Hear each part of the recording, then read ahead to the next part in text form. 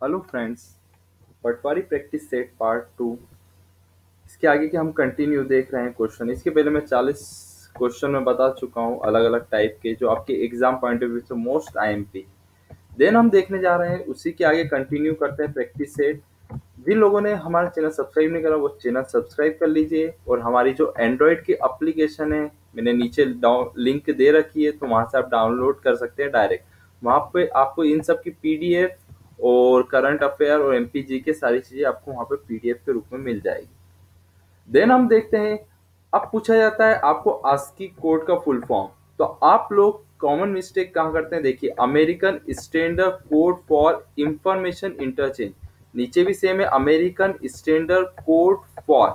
अब यहाँ पे क्या करा उनने, इंटरचेंज को पहले रख दिया है और इंफॉर्मेशन को बाद में रख दिया है। तो आप ये चीज ध्यान रखिए, एक चार में से दो ऑप्शन तो आप हटा देंगे और दो ऑप्शन में आप कंफ्यूज हो जाएंगे। Then American standard code for, पहले क्या आएगी, इंफॉर्मेशन देंगे और फिर उसके बाद इंटरचेंज करेंगे। तो ये चीज ध्यान रखिए, इंफॉर्मेशन डबल आई है तो यहाँ पे कंफ्यूजन बहुत ज्यादा होता है, जिस कारण से यहाँ पे आप लोग कॉमन मिस्टेक करते हैं। पहले इंफॉर्मेशन दी फिर इंटरचेंज करेंगे। देन अगला क्वेश्चन देखते हैं, संजय राष्ट्र उद्यान मध्य प्रदेश और किस राज्य में। तो सबसे पहले देख लेते हैं, मध्य प्रदेश में संजय कहाँ पर आता है, सीधी जिले में आता है। तो आप ये याद रख सकते हैं, संजय को क्या करा है, मार मार के सीधा कर दिया। तो संजय क्या हो गया था, बिगड़ गया था, जिस कारण से उसको मार मार के सीधा कर दिया। तो जैसे भी याद रख सकते हैं, संजय राष्ट्र उद्यान का है, सीधी में। देन मध्य प्रदेश और कहाँ पर है, छत्तीसगढ़ में। ठीक है, मध्य प्रदेश और कहाँ पर है, छत्तीसगढ़ में संजय राष्ट्रीय उद्यान है। और मध्य प्रदेश पर्टिकुलर जिला पूछा जाए तो आप ध्यान रखिए सीधी जिला है। अगला क्वेश्चन देखते हैं, निम्न में से कौन सा अम्ल, ये केमिस्ट्री का क्वेश्चन है, कौन सा अम्ल है जो सभी तत्वों में पाया जाता है। अम्ल मतलब क्या होता है, एसिड होता है जो सभी तत्वों में पाया जाएगा। तो आप याद रखिए, हाइड्रोजन जो है सभी एसिड में पाया जाएगा। इसके मैंने कुछ एग्जाम्पल कलेक्शन करे हैं जिससे आप समझ सकते हैं। आपको अगर एक ऐसे एग्जाम्पल दे देंगे, HCl, अब पूछेंगे ये एसिड है, अम्ल है, या क्षार है, बेस, या फिर न्यूट्रल है, या फिर उदासीन है।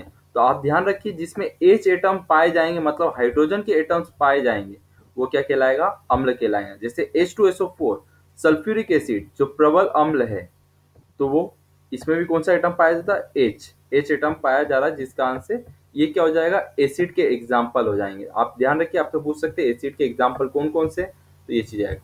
इसके साथ साथ बेस के एग्जाम्पल भी बता देता हूँ। बेस में OH एटम्स पाया जाता है। बेस मतलब होता है क्षार, जिसकी पीएच मान 7 से 14 के बीच में रहता है, उसे हम क्षार बोलते हैं। अब देख लीजिए, OH, NaOH sodium hydro oxide, NH4, और यहाँ पे भी OH मिल गया है तो आप इसको क्या बोलेंगे, बेस है। इसमें भी OH मिल गया है तो ये भी क्या है, बेस है। तो ये चीज मैंने बताई, आइडेंटिफाई एसिड और बेस, अम्ल और क्षार को कैसे आइडेंटिफाई आप लोग करेंगे। देन अगला क्वेश्चन देखते हैं, किस नदी को मध्य प्रदेश की जीवन रेखा बोला जाता है। यह हर दूसरे एग्जाम में पूछा जाता है, तो आप ध्यान रखिए, नर्मदा नदी है, सभी को मालूम है। बट इसकी लेंथ जो है मध्य प्रदेश और दूसरे राज्य में कितनी, 13-12 है total length. Then Madhya Pradesh में इसकी लेंथ है 10 से 73 किलोमीटर है। ये दो चीज पॉइंट याद रखिए। और डीप का मैं क्वेश्चन बता देता हूँ, एमपीपीएससी और एसआई में हर दूसरी तीसरी एग्जाम में पूछा जाता है, नर्मदा नदी जो है वो किन दो श्रेणियों के बीच में जो बहती है। तो ध्यान रखिए, विंध्याचल श्रेणी और सतपुड़ा।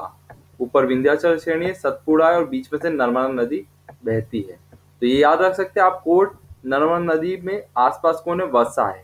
तो यहाँ पे वर्षा मतलब क्या हो गया, ऊपर विंध्याचल हो गई और नीचे सतपुड़ा हो गया। देन इसी को एक और क्वेश्चन पूछा जाता है पीएससी में, ताप्ती नदी किन दो पर्वत श्रेणियों के बीच में बहती है। तो ऊपर कौन सी है, सतपुड़ा, इधर से ताप्ती नदी है। देन महादेव श्रेणी, नीचे कौन सी श्रेणी आ जाती है, महाराष्ट्र में महादेव श्रेणी। तो इसका कोड याद रख सकते हैं, ताप्ती में आप सम याद रख सकते हैं। ऊपर कौन सी, सतपुड़ा है, नीचे महादेव श्रेणी, इन दोनों के बीच में से कौन सी बहती है, ताप्ती नदी। और नर्मदा नदी में क्या याद रखेंगे, वसा याद रखिए। ताप्ती में आप क्या रखेंगे, सम याद रखिए। ये दो चीजें याद करिए, बहुत टाइम पे क्वेश्चन है जिसमें बहुत ज्यादा कंफ्यूजन होता है। अगला क्वेश्चन देखते हैं, अभी लेटेस्ट एग्जाम में पूछा गया था, निम्न में से किसने बॉलीवुड में गाने के लिए एक गीतकार के रूप में काम किया। तो ये मोस्ट टाइम पे क्वेश्चन बनता है, तो ये आंसर ध्यान रखिए आप, राहत इंदौरी है। देन अगला क्वेश्चन देखते हैं हम, जनपद पंचायत का क्षेत्र होता है? ध्यान रखिए, जनपद में ग्राम पंचायत क्वेश्चन आ गया तो विकास खंड है। अगला क्वेश्चन देखते हैं हम। केवल इसके निर्वाचन में राज्य के विवेक पर छोड़ा गया है। तो ध्यान रखिए, ये पॉइंट याद रखिए, विवेक पर छोड़ा गया है तो किसके चुनाव के? सरपंच के चुनाव पे छोड़ा गया है। इसके बाद नेक्स्ट क्वेश्चन देखते हैं। ग्राम पंचायत में अधिकतम कितने वार्ड हो सकते हैं या कितने सदस्य हो सकते हैं? तो 20 वार्ड हो सकते हैं। इससे रिलेटेड मैं 2 से 3 क्वेश्चन और बताना चाहूंगा जिससे हमारी चीजें और पक्की होते जाए। देन देखिए, ग्राम पंचायत में, जनपद पंचायत और जिला पंचायत में आपको 3 चीजों कॉमन मिलेगी। मिनिमम मतलब कम से कम 10 सदस्य होते हैं।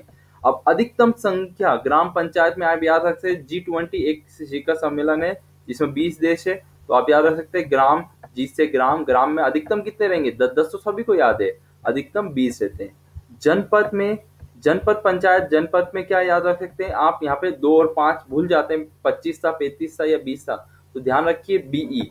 बी मतलब क्या हो सकता है? इंजीनियरिंग। याद रख सकते हैं सारे जनपद जितने भी थे सबने क्या करी? इंजीनियरिंग करने लग गया।